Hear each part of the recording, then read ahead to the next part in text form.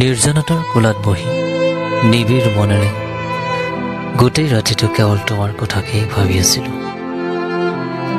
ক্ৰমশ গভীৰ হ'বলৈ ধৰা নিৰ্জন ৰাতিটোত এজাক বৰষুণ হৈ উচুপি ৰৈছিলোঁ তোমাৰ বুকুত।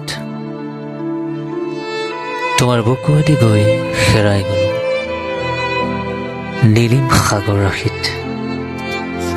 তুমি নাও এখন হৈ আহিছিলা টুলুং বুটুংকৈ মোৰ বুকুৰ গভীৰতাৰ উমান ল'বলৈ।